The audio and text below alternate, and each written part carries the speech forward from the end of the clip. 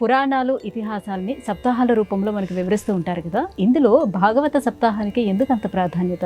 అమ్మ, శ్రీమద్ భాగవతం అనేది నిజంగా చెప్పాలి అంటే ఒక పరావిద్య, అధ్యాత్మ విద్య, బ్రహ్మ విద్య, అలాగే అమృత కలశం. అందుకే భగవంతుడిని ఉపనిషత్తు రసో వైసహ అని అంటారు.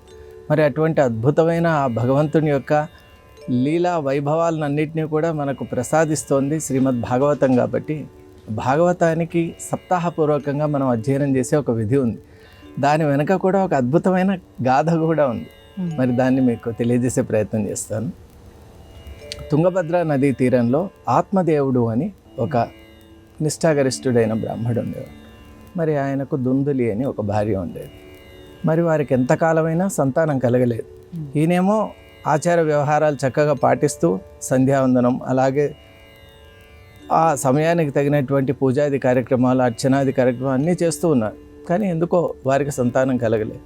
మరి ఒకరోజు ఆ నదీ తీరంలో ఒక యోగి కనిపించాడు. కనిపించగానే ఆత్మదేవునికి కొండంత ధైర్యం వచ్చింది. సరే, ఈయన భగవంతుడు పంపించినట్టున్నాడు కాబట్టి ఈయన వల్ల ఏదైనా వరం మనం కోరుకోవచ్చు అని ఆయన సమీపించి పూజించి అడిగారు, ఇలా సంతానం ప్రాప్తి కావాలి అంటే. ఆయన చూసి జ్ఞాననేత్రంతో ఈ జన్మకు సంతాన ప్రాప్తి అనేది దుర్లభం అని చెప్పారు. దాంతో మరింత కిన్నుడైపోయాడు. ఎలా అయినా కూడా తమరు దయచేస్తే అనుగ్రహిస్తే సాధ్యమే కదా, మీకు అసాధ్యం ఏముంటుంది యోగీశ్వర్. అప్పుడు సరే అని చెప్పి ఆయన ఒక ఫలాన్ని సృష్టించాడు.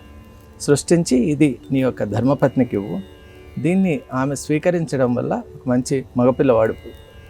సరే, ఆనందంతో ఇంటికి వచ్చాడు. ఇంకా అనుకున్నది మనోరథం నెరవేరుతోందని ఆమెకి ఇచ్చాడు. ఇచ్చి ఈ ఫలాన్ని కనుక స్వీకరించినట్టయితే మంచి మగపిల్లవాడు పుడతాడని ఆ యోగేశ్వరుడు చెప్పాడు. మరి ఆమె యొక్క వైఖరి ఎలా ఉందంటే, ఆమె పేరుకు తగినట్టే దొందులి అంటే కఠినమైన స్వభావం. అలాగే ఆమెకు ఇటువంటి ఈ గర్భం దాల్చడం, ఈ కష్టాలు ఇవన్నీ పడటం ఆమెకు అంత ఇష్టం లేదు. దానివల్ల ఆమె ఏం చేసిందంటే ఒక మాయోపాయం చేసి, వారి సోదరి కూడా ఆ సమయంలో గర్భవతిగా ఉన్నందువల్ల ఆమెతో కొంచెం మంత్రాంగం చేసింది. ఎలా, ఈ ఫలం నేను ఏదైనా ఎక్కడైనా వినియోగిస్తాను, మరి నీకు బిడ్డ పుట్టిన తర్వాత ఆ బిడ్డను నాకు ఇవ్వాలి అని ఒక ఒప్పందం చేసుకుంది.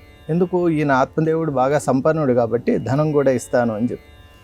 ఆ సోదరి కూడా సరే అని వాళ్ళ మధ్య ఉన్నటువంటి రహస్యమైన ఒప్పందం చేసుకుంది. మరి ఈమెకి ఫలాన్ని ఏం చేయాలి అని చూస్తే వాళ్ళ ఇంట్లో గోవులు అనేకం ఉన్నాయి. అందులో ఒకటి శ్రేష్టమైన గోవును ఆ గోవుకు తినిపించి ఆత్మదేవునికి ఏం చెప్పిందంటే, మీరు ఇచ్చినటువంటి ఫలాన్ని నేను స్వీకరించాను, ఇక ఆత్మదేవుడు తన పనిలో తాను ఉన్నాడు. 9 మాసాలు అయిన తర్వాత అక్కడ కూడా సమయానికి వాళ్ళ ఆమె సోదరి కూడా గర్భవతిగా ఉన్న ఆమె ప్రసవించింది, మగపిల్లవాడు పుట్టాడు. ఆ పిల్లవాడిని ఇక్కడ తీసుకొచ్చి ఇచ్చారు రహస్యంగా. మరి అదంతా చేసిన తర్వాత ఆత్మదేవుడు కూడా చూసి సంతోషిస్తున్న సమయంలోనే అక్కడ ఏ గోవు అయితే ఆ ఫలాన్ని స్వీకరించిందో ఆ గోవు కూడా ప్రసవించింది. ఆ గోవు అందరూ ఆశ్చర్యపోయారు, ఒక మగపిల్లవాడు అక్కడ వచ్చాడు. కానీ ఆయన కర్ణములు మాత్రం గోవుకున్నటువంటి చెవులు ఉన్నాయి అతను. అప్పుడు ఆత్మదేవుడు కూడా ఆనందించి ఆ పిల్లవాడిని కూడా తన పిల్లవాడినిగా స్వీకరించి అతనికి గోకర్ణుడు అని నామకరణం చేశాడు. గోవు యొక్క కర్ణములు ఉన్నాయి కాబట్టి. మరి ఈ పిల్లవాడికి దుందుకారుడు అని పెట్టారు. అలా ఇద్దరు పెరుగుతూ ఉన్నారు. కానీ సంస్కారవంతుడైనటువంటి గోకర్ణుడు అనతి కాలంలోనే సకల శాస్త్రాలను అధ్యయనం చేయాలి అనే సంకల్పంతో వేదాది విద్యలన్నీ గ్రహించి తర్వాత శాస్త్ర అధ్యయనం కోసం వేరే ప్రాంతాలకు వెళ్ళిపోయాడు.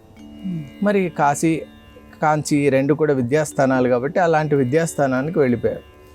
మరి ఈ దుందుకారుడేమో ఆయన యొక్క సంస్కార రహితమైనటువంటి ఒక దీన్ని పుట్టుక వల్ల ఆయన అనేక వికృతమైన కార్యక్రమాల్లో ఉంటూ తల్లి తండ్రిని హింసిస్తూ, ఇక కొంతకాలానికి ఆ తల్లి తండ్రి వెళ్ళిపోయిన తర్వాత ఇక ఏం చేశాడంటే స్వేచ్ఛా వృత్తిలో ఉన్నాడు. మరి ఎప్పుడు కూడా పాపం అనేది కొంతవరకే నడుస్తుంది కాబట్టి కొంతకాలానికి ఏమైందంటే ఎవరినైతే నమ్మి ఇటువంటి కార్యక్రమాలు చేస్తున్నారో వాళ్ళ చేతిలోనే అతను హతుడైపోయాడు. వాళ్ళతన్ని సంహరించారు.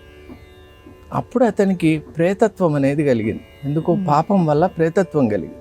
తల్లి తండ్రిని హింసించాడు, వైదిక మార్గంలో లేడు, అలాగే చేయరాని కార్యక్రమాలన్నీ కూడా చేశాడు కాబట్టి ప్రేత జన్మనెత్తాడు. అలా సంచరిస్తూ ఉన్న సమయంలో శాస్త్రాధ్యయన సంపన్నుడై ఇక్కడ ఇతను కూడా గోకర్ణుడు ఇంటికి వచ్చాడు. ఇంటికి వచ్చిన సమయంలో అర్ధరాత్రి ఆ ఇల్లు చేరుకున్నాడు. చూస్తే అక్కడ ఇల్లంతా కూడా తలుపులు మూసి ఉన్నాయి, ఎవరు లేనట్టుంది. ఏంటి అమ్మ నాన్న గతించారని అనుకుంటారు, మరి సోదరుడు ఉండాలి కదా, మరి ఇల్లు ఇలా ఉంది, అంతా ఒక రకంగా ఒక దయనీయమైన స్థితిలో ఉంది. మరి అప్పుడు ఈ దుందుకారుడు ఏమై ఉంటాడని ఆలోచిస్తూ అక్కడ ఉంటే ఈ దుందుకారుడు కూడా అక్కడికి వచ్చాడు. అర్ధరాత్రి సమయం కదా, ప్రేతాత్మలు తిరుగుతూ ఉంటాయి. వచ్చి రకరకాల రూపాలతో ఆయన భయపెడుతూ ఉన్నాడు ఈయనను. మరి ఆ సమయంలో గోకర్ణుడు శాస్త్ర అధ్యయనం చేసినవాడు కాబట్టి, గాయత్రి మంత్ర ఉపాసకుడు కాబట్టి ఆయనకి ఎటువంటి భయం లేదు. చూసి నిశ్చలంగా గమనిస్తూ ఉన్నాడు, ఎవరు ఇతను, ఎందుకు ఇన్ని రూపాల్లో నాకు కనిపిస్తున్నాడు. కొంతసేపు అయినాక దుందుకారుడు వచ్చి తన మునుపటి ఆ వాక్కుతోనే సోదరుని దగ్గరికి వచ్చి, నేను నీ సోదరుణ్ణి దుందుకారుణ్ణి, చేరానేటువంటి కార్యక్రమాలు చేయడం వల్ల నా మిత్రుల చేతే నేను సంహరింపబడ్డాను, ఇప్పుడు ప్రేతాత్మగా తిరుగుతున్నాను, చాలా కష్టంగా ఉంది, అసలు భరించలేని దుఃఖంలో ఉన్నా కాబట్టి నాకు ఎట్లయినా నీవే నాకు శరణాగతి, కాబట్టి నీవు నన్ను కృతార్థుణ్ణి చేయి, ఈ ప్రేతాత్మ ఈ జన్మ నుండి విముక్తుణ్ణి చేయని పదే పదే ప్రాధేయపడ్డా.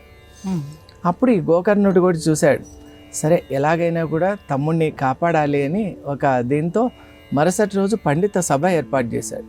చేసి శాస్త్రంలో నిష్ణాతులైన వాళ్ళందరినీ ఆహ్వానించి ప్రేతాత్మకు విముక్తి ఎలా జరుగుతుంది మీరు సూచిస్తే ఆ విధానాన్ని నేను చేసి మా సోదరుడిని విముక్తి చేస్తాను అని అన్నాడు. కానీ వాళ్ళందరూ కూడా రకరకాల అన్ని శాస్త్రాలు చూసి మాకు ఏమనిపిస్తోందంటే కేవలం సూర్య భగవానుడు, ప్రత్యక్ష దైవమైనటువంటి సూర్య భగవానుడే దీనికి చెప్పగలడు అని వాళ్ళు సూచించారు. అప్పుడు ఈయన తన తపస్సు చేత సూర్య భగవాన్ని అడగటం, భాగవత సప్తాహం గనక శ్రవణం చేసినట్టయితే మీ సోదరునికి ప్రేతాత్మ నుండి విముక్తి అవుతుంది అని చెప్తారు.